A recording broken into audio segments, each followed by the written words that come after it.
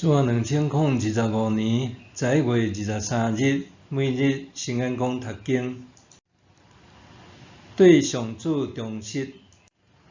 圣经咱做来听读，以斯拉记第7章第1节到第10节。现代台语版圣经以斯拉记第7章。这个事以后，波斯皇帝亚达四世继位的时，以斯拉对巴比伦转来。伊是西莱雅的囝，西莱雅是阿撒利雅的囝，阿撒利雅是希勒家的囝，希勒家是沙龙的囝，沙龙是撒督的囝，撒督是阿希督的囝，阿希督是阿玛利亚的囝，阿玛利亚是阿撒利雅的囝，阿撒利雅是米拉约的囝，米拉约是舍拉希雅的囝，舍拉希雅是乌西的囝，乌西是布基的囝，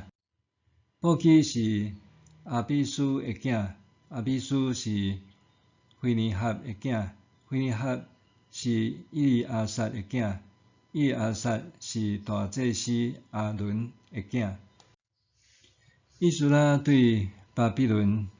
上来，伊是经学教师，对上主以色列的上帝所赏赐摩西的律法非常精通。因为上主伊的上帝赐福予伊，伊对皇帝的请求拢得到允准。亚达四世做王第7年，有一寡以色列人、祭司甲利未人、献司的、圣殿守卫、圣殿的工人，转来耶路撒冷。迄年的5月，以斯拉转来到耶路撒冷。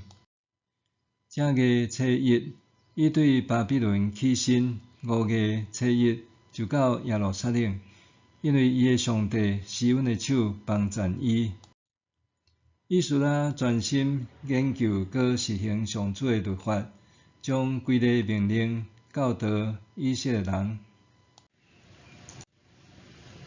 对上主重视。以斯拉记对第7章开始，用祭司以斯拉做人物主轴，说明以斯拉此刻拄扮演着重要的角色。因为以斯拉对信仰的重视甲严谨，牵动整个以色列民族的发展，佮奠定第二圣殿未来的信仰走向。巴比伦帝国统治的期间，因的统治风格是甲所领来的军众集中管理。受领的以色列人伫巴比伦家己成做一个社群，其中心酸对但以理的术士中可见一斑。后来的波斯帝国采取宽容政策，包容各族群的传统习惯和制度。不过，塞勒斯皇帝虽然同意以色列人回归故乡重建圣殿，但是过程并无顺遂。直到大流士皇帝大力支持，以色列人伫祭司的鼓励和所罗巴伯的带领之下，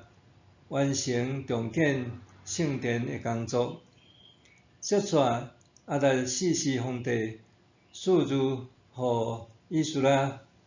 予伊带领愿意离开巴比伦的百姓回归故土。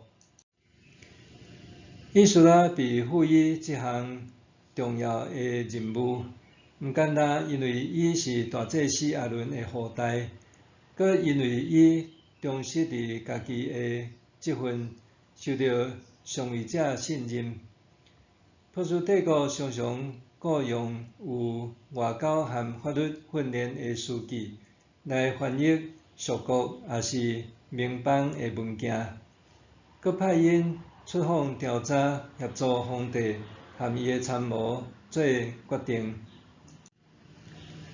本身是经学专家的以斯拉，捌受指派做波斯帝国工作，伊对职务的忠诚，是出自严谨甲忠实的信仰，搁赢得阿达四世皇帝的敬重。皇帝知影以斯拉精通上主的律法，因为安尼大力支持以斯拉规划的圣殿礼仪一切所需要的资源。以斯拉带领受掠的百姓转来到耶路撒冷，还有一个更较重要的目的，就是教导上主的律法和恢复圣殿的礼仪，成做第二圣殿发展的起点。以斯拉带领百姓对巴比伦出发，倒转来故土耶路撒冷，拄好是犹太历的正月，这呼应阿比月爱用初色的农作物做素祭献予上主，搁纪念出埃及成做以色列救恩史的起点。